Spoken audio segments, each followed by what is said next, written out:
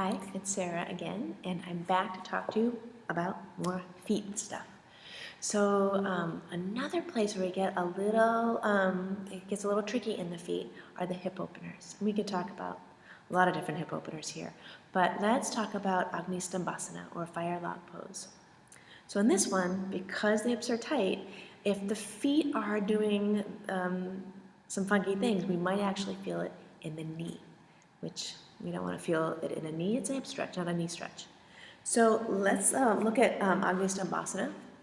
And what often I see in class is that because the hips are tight, people put their foot here because it's harder to not do this. But I'd rather see them they can get their knee down and rest it. So the sense is, oh, if I have my knee down, I'm doing the pose. But you can have your knee here and forward fold, and it's not actually that much of a stretch for the hip, comparatively.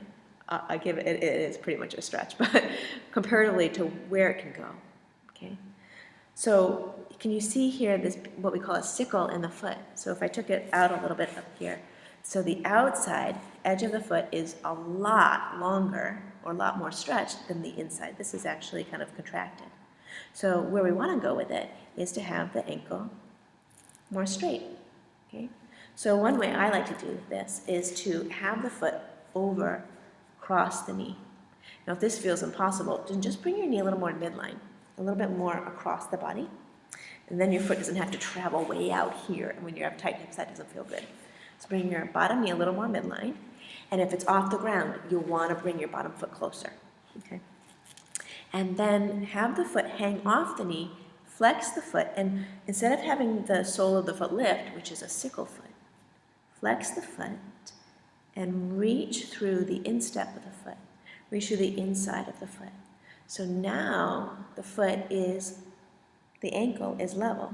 It's not overly done, so I'm overstretching here. It's not underdone, where you're overstretching the underside. When you overstretch the underside, this is like not a good recipe for happy knee. So flex the foot, spread the toes, and the sole of the foot sweeps more toward the floor than the sky. Okay. Now you notice the knee is a little higher than if I just did this. But this doesn't feel good on the knees down the line.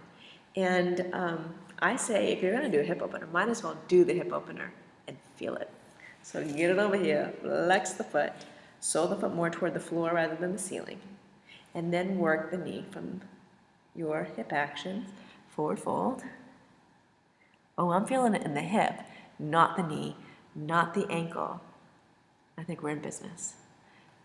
Play around with it and let me know what you think. I'm curious to hear how you feel in it. All right, well.